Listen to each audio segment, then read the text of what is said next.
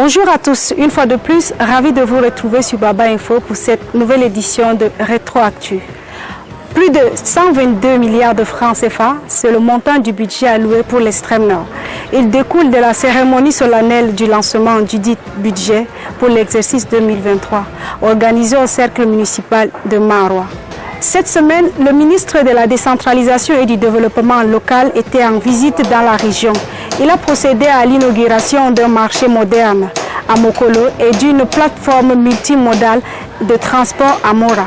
455 réfugiés nigérians au Cameroun regagnent leur pays d'origine dans le cadre de la deuxième phase de leur retour volontaire.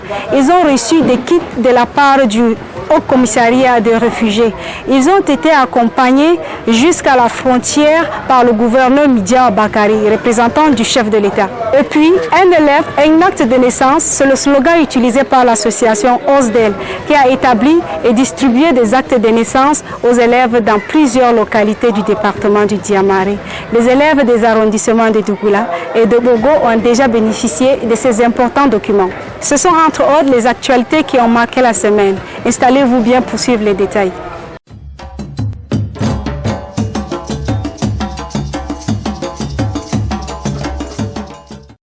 Plus de 122 milliards alloués à la région de l'extrême nord par le gouvernement de la République. Ce montant, qui passe au quadruple des enveloppes perçues par l'extrême nord par le passé, sera utilisé pour la réalisation des routes, le secteur de l'éducation, la sécurité, entre autres. L'extrême nord senti avec une part importante, plus de 12% du budget d'investissement a été alloué à l'extrême nord. Ça montre que, comme le gouverneur l'a dit, l'extrême nord est l'enfant chéri du chef de l'État. Après de multiples crises qu'a connues la région, elle devra se reconstruire pour faciliter le quotidien des populations. Vous avez suivi les prestations de nos services financiers dans la région de l'extrême nord. L'impôt, la douane et les autres recettes, ils sont allés à plus de 120%. L'État, certainement, également, a créé une structure de plan de reconstruction de la région de l'extrême nord. Ce paquet vient renforcer les actions du gouvernement pour l'exercice 2023 dans la région de l'extrême nord. Il est désormais ouvert. Le marché moderne de Mokolo, chef-lieu du département du Mayo-Tsanaga, a été inauguré ce jour par Georges Elanga Obam, ministre de la décentralisation et du développement local, financé par la Banque allemande de développement à travers le Fonds spécial d'équipement et d'intervention intercommunale, le FECOM. L'infrastructure est le fruit de la coopération bilatérale entre le Cameroun et la République fédérale d'Allemagne. La mise en pratique de la politique de la décentralisation constitue en ce que ce sont les populations qui ont ressenti le besoin de s'adopter d'un équipement marchand et les élus locaux sont rentrés en discussion avec les acteurs institutionnels que cela se fasse. C'est également une présomption de responsabilité.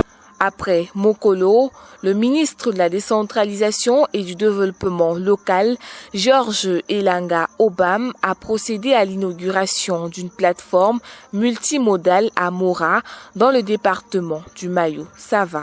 Le symbole autour de cette infrastructure que le ministre, son Excellence Georges Elanga Obam, vient de mettre en service, je crois que c'est le symbole de l'envol de la commune de Mora. C'est la nouvelle dynamique que nous avons impulsé depuis notre élection le 22 juin. Ces infrastructures viennent appuyer le processus de décentralisation, la transparence et la participation citoyenne au Cameroun. «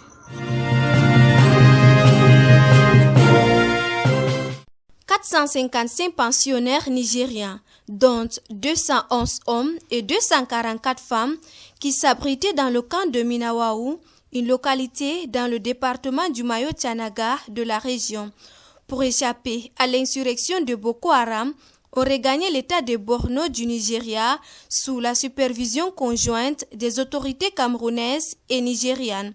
Ce déplacement s'inscrit dans le cadre de la deuxième phase de rapatriement volontaire de ces réfugiés nigériens installés depuis 2013 dans la région de l'extrême nord.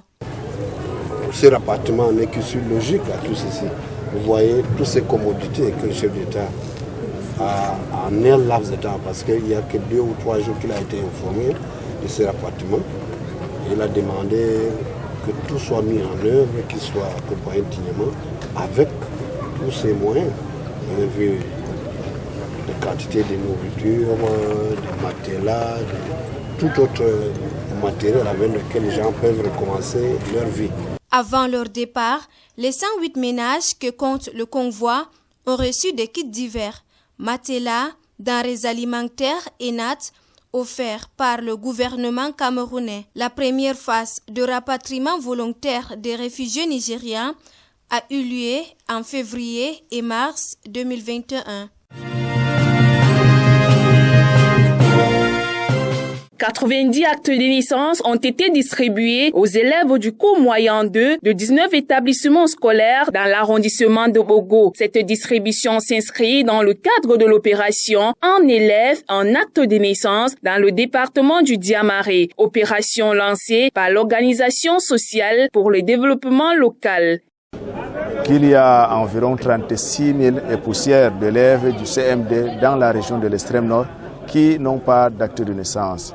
Nous avons dit, étant donné que nous sommes des jeunes, on ne peut pas laisser ces problèmes persister, préférer de faire cette opération afin de contribuer favorablement au développement local.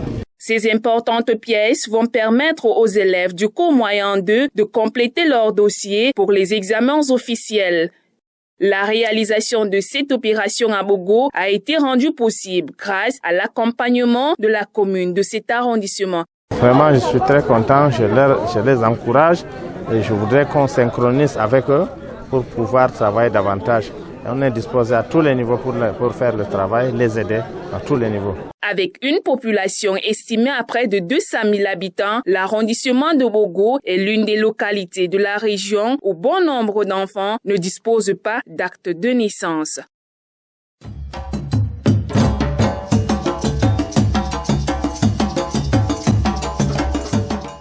Une fois encore, bonjour et bienvenue. Dans cette édition, nous parlons d'une association, Leadership Entreprise et Action pour le Développement.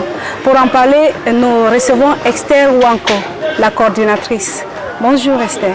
Bonjour madame. Pouvez nous en parler de votre association?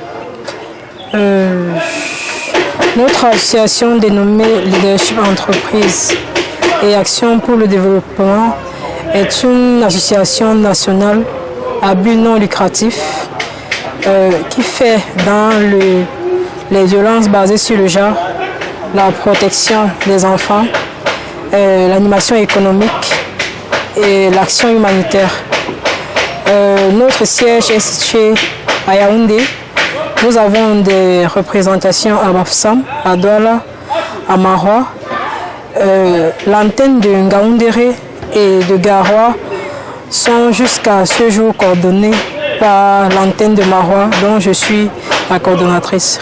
Vous avez eu à organiser un atelier sur un projet quelconque. Si oui, vous pouvez nous en dire un peu sur ces ateliers-là.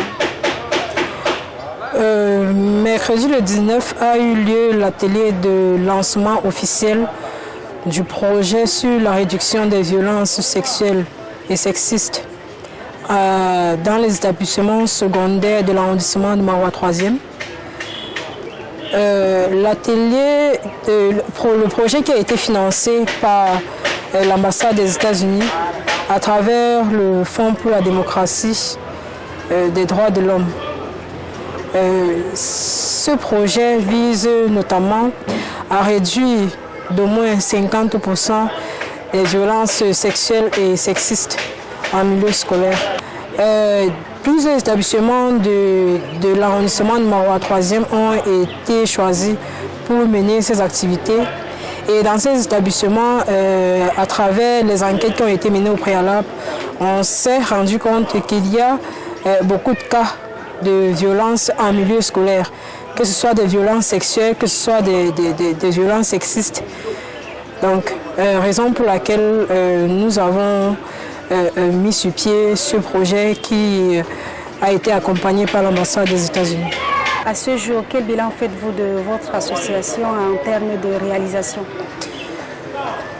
En termes de réalisation, l'antenne de Marois, c'est depuis 2019.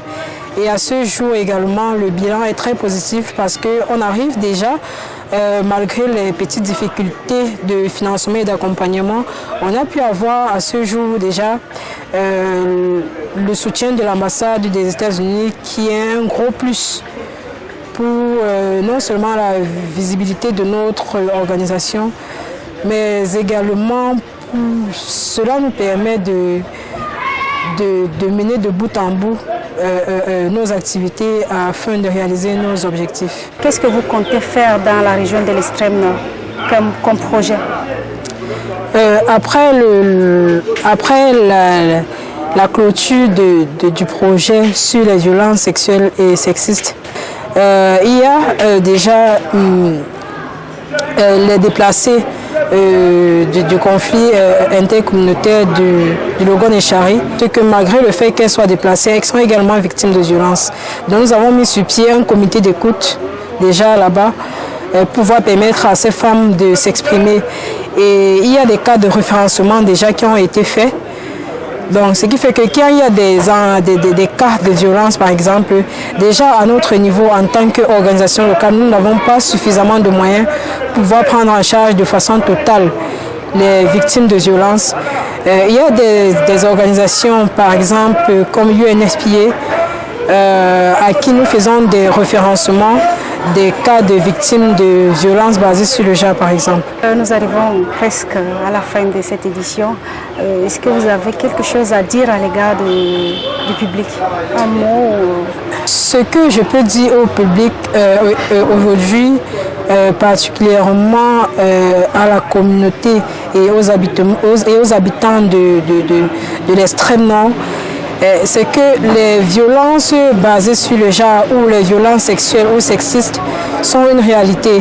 Et elles sont vécues de façon permanente au quotidien par des femmes, des filles et même parfois des garçons. Alors ce que je leur demande, c'est de ne plus se taire, de parler, parce qu'en gardant le silence, on pourrait dire que c'est un silence complice.